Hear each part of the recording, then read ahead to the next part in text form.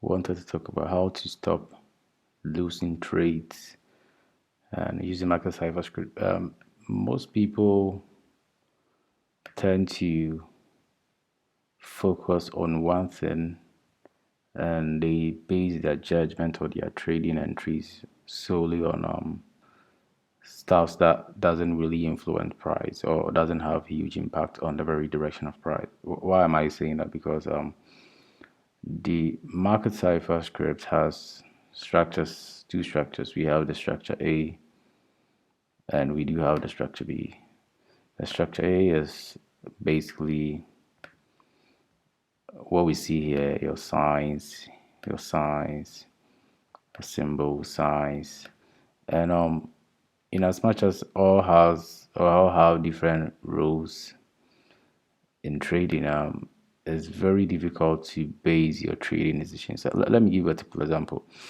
Let's say the average trader thinks that if you see a red diamond here, this is the best time to short. If your decision or your entries were solely based on this sign, then that's a very dangerous path or dangerous journey. Because why am I saying that? There's these candles here that we see, these candles that we see are price actions and they are represented on the candlesticks. And what you do have to realize that the impact of these candles or the direction of these candles wasn't basically solely on these signals. Let me rephrase that again. Or these symbols are not the primary. I would say these are not your primary data of entry in respect to your trading entries. These are not your primary data that you have to consider first before you trade. If that was supposed to be the case, then everybody could trade, because if I just saw this black diamond and a red X, then I have to short. You can have what we call, I'm trying to use non-technical words. We have overriding oscillators or overriding influential oscillators, whereby just because I saw a red X or a black diamond doesn't mean price is hugely going down. No, you can have situations whereby you could find a black diamond, but yes, the price was going up. You understand? Like the black diamond came, or the black diamond was a secondary. I wouldn't say a secondary, but it's not a huge determinant. You understand? So what you have to look first is your oscillators or your waves. You understand? Like, and that's what I refer to them as your Google Maps, because in trading you have to realize that everything is happening behind the scenes, and you need real time. These are symbols; they are not really real time data. You understand? Like, normally when you see these things happening, it's something that has already happened, and it's printing out to tell you. It's like increasing your confirmation. You understand? Like, it's giving you enough I would say a confirmation to back your trading entries. So one thing I realized that most people, and I normally get people asking me questions, do you really look at the symbols first, or do you look at oscillators first? I look at the oscillators first. And these symbols can trick your mind into thinking that, oh, okay, since I saw a black diamond or a red X here, it means price went down because of these. No, price or the direction of course, the direction of price is hugely affected by so many things, and you cannot base it on just one thing. So what are the things that are price affected by? First one I would like to talk about is liquidity. That's huge one, liquid. And if you're new to Market Cipher, you can, or probably new to this channel, you can like, subscribe, and comment, leave a message, let me know what you guys think. And liquidity is represented on the Market Cipher B. This is your liquid. This is your liquid. This is your liquid. So if there's a liquid in a garden, normally crypto phase uses this this example. Like if there's a liquid in a garden, of course, your plant germinates. If there's no liquid, the plant dies. So if there's liquid in an asset, price goes up. But there's no liquid, price also goes down. But again, a question that you have to ask yourself: do you think liquid is only enough to determine price? Okay, what if we have liquid and we have momentum? You understand? Like, wouldn't price also move higher than just liquid? Let me show you a typical example here. Let's see what happened here. There's an uptrend here, right? You can realize that we had momentum in a positive and we had liquid also in a positive. So it's like two in a positive, price rose up.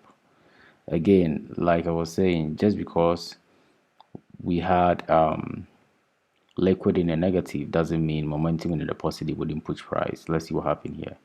So in this is a typical example. We had momentum in the positive here. What happened to liquid? Liquid was in the negatives. But yes, still price rose. But here's the issue. If you thought, let me remove the drawings and show you something.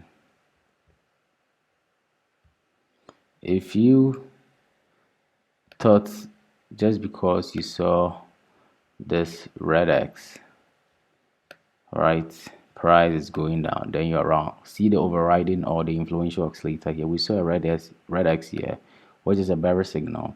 But yes, to momentum crossed into the positive. What happened to price? We rose up. But yes, to money flow or liquid was in the negative. What happens? Still price rose up. So it's like, what really influences the direction of price is not these ones. These are just backing supplementary data that helps you in your trading. But if you are going to make that sole decision of just looking at these times, these stuffs, these stuffs, I'm calling them these because they are not really huge determinants of the direction of price. So if the most times your brain can trick you thinking that the easier way is the best trade. No, the simple way is the best trade. The simple way is the logical way. Yeah, of course, it's logical because you shouldn't assume just because you saw the red X here, price fell. That's what I'm trying to set up here because I'm trying to give you another example here. So we saw momentum in the sorry, you saw the momentum in the positive. Yes, price went up, but here liquid was in the negatives. You understand? Price was still going up. So it's like, if liquid was in the negative and price was in the positive, what should I follow? Well, we have similar situation here. Liquid was in the negative and momentum was in the positive. Yes, so price rose. But you might also think differently, but I have to have both of them in a positive to see price going up. No, that's what I wanted to establish the two, the momentum and the money flow. They are all influential, so you have to play that game of knowing when to long and short using both. You understand? So let's go back and use another example here. What happened here is, again, there's another crucial example. We saw momentum in the positive here, and sorry, liquid in the positive as well, and we're on a daily time frame as well. So what happened to price? Went up, up, up, up. Okay, so but the question here is, if I was trading and I saw this these clusters of diamonds and these green dots, you would have thought that, oh yeah, price went up, oh sorry, price went up because of these stuffs. But here lies the case. We saw another black diamond here. So why didn't price go down? It didn't, because the influential guys are talking here. I'm talking about the momentum and your money flow are now making, like, they are influencing price. So regardless of what we saw here, look at what happened. We had a black diamond here, but yes, still price was still going up. So it's like, if you're new to Market Cipher and you don't know the basics, know or get the fundamentals first. Understand what influences prices and what really doesn't influence price hugely. And you can, I wouldn't say neglect it, but you wouldn't focus much of your time on it. Just try and, it helps you cement your, let's say, cement your decisions, right? So, again, this is just a basic overview of how to use Market Cipher well and stop using I'll stop making elementary mistakes. Yeah, of course. So this is just a very short video.